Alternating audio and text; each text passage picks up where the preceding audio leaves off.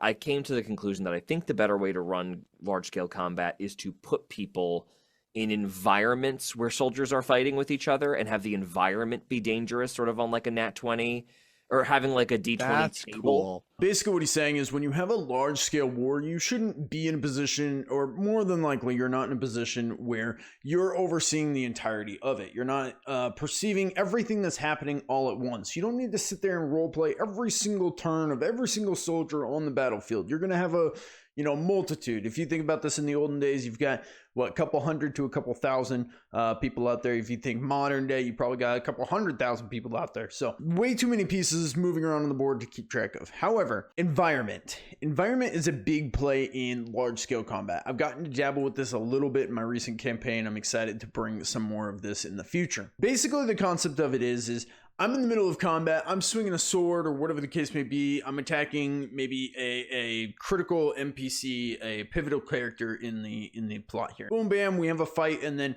all of a sudden, an event occurs. Now, events are a big thing. I think they should be a more grasped feature in a lot of TTRPGs. All your player characters, they all go through their turn order. At the end of the turn, an event happens, and that event could be a multitude of different things, but they can't just be random. They need to be targeted. They need to be specific. Then they need to fit the scene. They need to fit the war that you have going on. It could be, hey, I'm out here swinging my sword and I'm getting into a fight with this guy, and all of a sudden, boom, I get bumped from behind.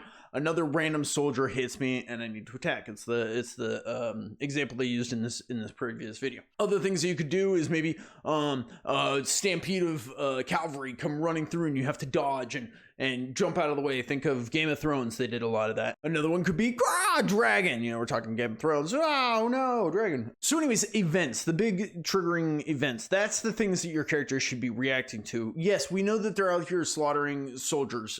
We used Game of Thrones as a reference in the fight against the Night King. Spoilers for a show that's been out for a while. For like 30 minutes of the episode, which is, maybe like half the episode or whatever the case may be, there was about 20 people left fighting the entire army. And not only that, then the army gets right back up with all their people. Everyone gets back up, hundreds of thousands of soldiers, whatever, and go at it again. There's about 20 people still fighting. Now, granted, in the background, they're going to say, they're going to pretend that there's a bunch more people. Background characters. There's a lot of background movement, a lot of background characters that are acting at the same time, but we're not worried about them. We're not looking at them.